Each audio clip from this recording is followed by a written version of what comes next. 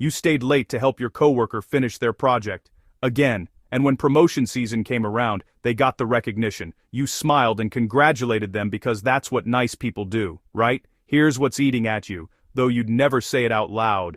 You're tired of being the person everyone counts on, but nobody prioritizes. You're exhausted from being considerate while watching less considerate people get what you want. And somewhere deep down, there's this uncomfortable question you can't shake. Is being a good person actually holding me back? Let me tell you something that's going to sting a little. The problem isn't that you're too nice. The problem is that you've confused niceness with worthiness, and that confusion is costing you everything. You've been operating under a fundamental misunderstanding about how the world works. You believe, probably unconsciously, that if you're good enough, kind enough, helpful enough, someone will eventually notice and reward you, that your goodness will speak for itself. But here's the truth. Nobody wants to say out loud, niceness without boundaries isn't kindness. It's a transaction you're making with the universe that the universe never agreed to. You're not actually being nice because you want to be. You're being nice because you're terrified of what happens if you're not. You're afraid that if you stop being helpful, accommodating, and selfless, people will see you as selfish, difficult, too much, and then they'll leave. So you've built your entire identity around being the person who doesn't need anything. The person who's always fine, the person who puts everyone else first, and you're waiting, desperately waiting, for someone to notice the weight you're carrying and offer to help, but they don't notice, because you've trained them not to. Think about it. When was the last time you asked for what you actually wanted, not hinted, not hoped someone would read your mind, actually asked? I'm willing to bet it's been a while, maybe years, maybe never. This is the uncomfortable truth. You're not finishing last because you're nice. You're finishing last because you've made yourself invisible in the name of being nice. Let me show you exactly what's happening. There are specific patterns that keep nice people stuck, and once you see them, you can't unsee them. Pattern number 1, the resentment trap. You say yes when you mean no, every single time. Your boss asks you to take on another project. Your friend asks you to help them move. Your partner asks you to cancel your plans, and you say yes because saying no feels cruel. But here's what's actually happening. Every time you say yes when you mean no, you're building resentment. You're creating a debt in your mind that the other person doesn't even know exists. You're keeping score in a game only you're playing, and then you wonder why you feel bitter, why you feel taken advantage of, why you explode over something small when really, it's about the 1,000 times you didn't speak up. The person who asked you for help isn't the villain here. They asked, you said yes, they took you at your word. The resentment isn't their fault. It's the price you pay for abandoning yourself. Pattern number 2, the assumption of invisibility. Here's a question. How often do you assume people know what you need without telling them? You work hard on a project and expect recognition. You support a friend through a crisis and expect them to notice when you're struggling. You sacrifice for your family and expect appreciation, but it doesn't come, and you feel invisible. Here's the brutal reality. People aren't ignoring you. They genuinely don't know what you need because you've never told them. You've made it your life's work to appear like you don't need anything. You've convinced everyone around you, including yourself, that you're fine, that you've got it handled, that you're the strong one, and then you're shocked when they believe you. Pattern number 3, the worthiness exchange. This is the big one, the pattern underneath all the others. You believe that your value is determined by what you give, that love, respect, opportunities. They're all things you have to earn through service, through sacrifice, through putting everyone else first. So you give and give and give, hoping that eventually someone will say, you've given enough, now it's your turn. But that moment never comes because there is no finish line to worthiness. You're operating in a scarcity mindset where your needs can only be met after everyone else's are taken care of. And since there's always someone who needs something, your turn never arrives. The people who finish first, they're not better than you. They're not smarter or more talented. They just believe they're allowed to have wants without earning them. If you're having that wait, is this me? Moment right now, if these patterns are clicking into place in a way that's both clarifying and uncomfortable. This is exactly why I create this content every week. Every week, I break down the psychological patterns that keep good people stuck so you can understand yourself at a deeper level and actually change. If you're finding this valuable, hit subscribe so you never miss insights like these that help you see what's been invisible. This is just the beginning. Now let me show you why this happens in the first place. This pattern didn't start with you. It started when you were young, trying to figure out how to be loved in an unpredictable world. Here's what happened. At some point, maybe when you were 5, maybe when you were 12, you learned that your needs were inconvenient. Maybe you had a parent who was stressed, overwhelmed, or emotionally unavailable. Maybe you had a sibling who required more attention.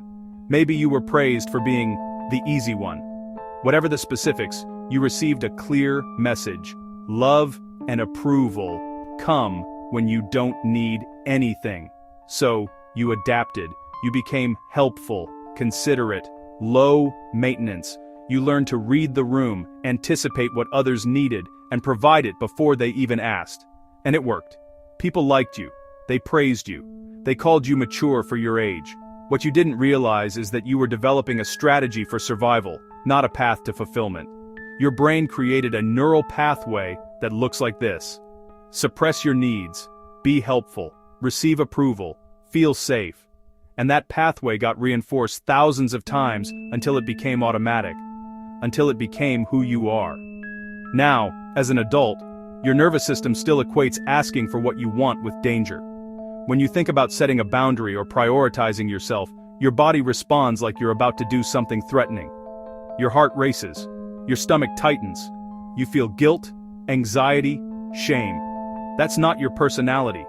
That's your nervous system protecting you from a threat that no longer exists. The people who seem to get what they want without guilt, their nervous system doesn't interpret self-advocacy as danger. They learned early that their needs mattered, that asking didn't equal abandonment, that they could take up space and still be loved. You can learn that too. But first, you have to understand something crucial. Listen to me carefully. There is nothing wrong with you. You're not broken. You're not too sensitive. You're not weak or needy or selfish for wanting things. You developed a brilliant survival strategy as a child with limited power and resources. You figured out how to stay safe and connected in an environment where your needs couldn't always be met. That took intelligence, adaptability, strength. The strategy that saved you then is sabotaging you now. But that doesn't mean you were wrong to develop it. Every time you sacrificed your needs for someone else's comfort, you were doing what you thought you had to do to be loved. Every time you stayed silent instead of speaking up, you were trying to keep yourself safe. Every time you gave until you had nothing left, you were following the only blueprint you had for worthiness. You weren't being weak. You were being loyal to the version of love you learned. The resentment you feel, that's not you being petty or ungrateful. That's your true self trying to tell you that you've abandoned yourself. It's not a character flaw, it's a signal, a wake-up call from the part of you that knows you deserve more than scraps. And the people who haven't reciprocated your kindness, most of them aren't manipulating you. They're taking you at your word when you say you're fine. They're respecting the boundaries you're not setting. They're treating you exactly how you've taught them to treat you. This isn't about blame, not for them, not for you. This is about understanding so you can choose differently. So how do you change? How do you stop being the person everyone takes for granted without becoming someone you don't recognize? Here's the path forward. 5 specific steps you can start implementing today. Step 1. Start saying, "Let me think about it." You don't have to say yes or no immediately. When someone asks you for something, practice this phrase, "Let me think about it and get back to you." This creates space between the request and your response. Space where you can actually check in with yourself, instead of automatically accommodating. In that space, ask yourself, do I actually want to do this? Or am I saying yes because I'm afraid of what happens if I say no? If it's fear driving the yes, that's your signal. You don't owe anyone an explanation. "I can't make that work" is a complete sentence. Step 2. Practice micro-assertions. You don't have to go from doormat to boundary-setting warrior overnight. Start small. Order what you actually want at the restaurant, instead of going along with everyone else. Share an opinion when you disagree instead of staying silent. Say, "This doesn't work for me" about small things. Meeting times, plans, decisions. Each micro-assertion rewires your nervous system. You practice advocating for yourself in low-stakes situations, and you learn that the world doesn't end, that people don't abandon you, that you can take up space and still be loved. Step 3. Name your needs. Out loud, this is the hardest one. I know. Stop waiting for people to notice. Stop dropping hints. Stop expecting mind reading. When you need support, say it. I'm having a hard time and I need someone to listen. When you want recognition, ask for it. I'd appreciate feedback on this project I've been working on. When you're overwhelmed, state it. I need help with this. Here's what you'll discover. Most people want to help you. They just genuinely didn't know you needed it because you've been so good at pretending you don't. The right people won't punish you for having needs. And the people who do, they're showing you exactly who they are. Step 4. Track your resentment. Resentment is data. It's your internal GPS telling you where you're betraying yourself. When you notice resentment building, and you will, don't judge it. Get curious about it. Ask yourself, what did I say yes to when I meant no? What do I need that I haven't asked for? What boundary am I not setting? Then take action, have the conversation, set the boundary, ask for what you need. The discomfort of speaking up is temporary. The resentment of staying silent compounds. Step 5, redefine what good means. You've been measuring your goodness by how little you need and how much you give. That's not goodness, that's self-abandonment. Being a good person means being honest, even when it's uncomfortable. Treating yourself with the same kindness you offer others. Setting boundaries that protect your well-being. Asking for what you need.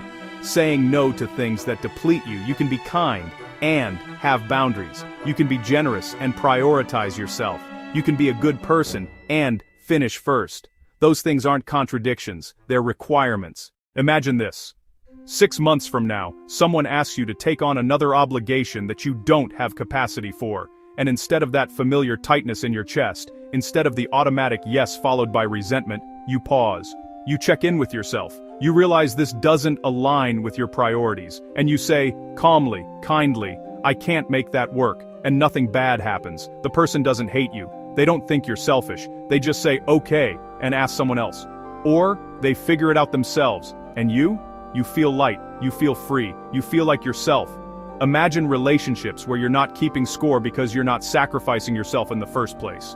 Where you give because you want to, not because you're trying to earn worthiness. Where reciprocity is natural because both people are allowed to have needs.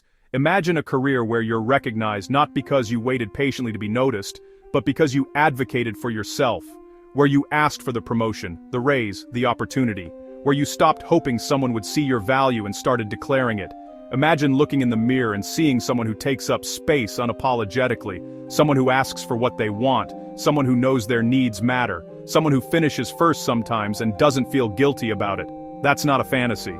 That's what changes when you stop confusing niceness with worthiness, when you realize that being good to others starts with being good to yourself. You've just spent the last 10 minutes investing in understanding yourself at a deeper level. That's not an accident. You're ready for real change. If you've made it this far, you're exactly the kind of person I create this community for. People who are done being small, done sacrificing themselves, done waiting for permission to matter. Join us as we continue breaking these patterns together. Every week, I share insights like these that help you understand the psychology behind why you do what you do, so you can finally do something different.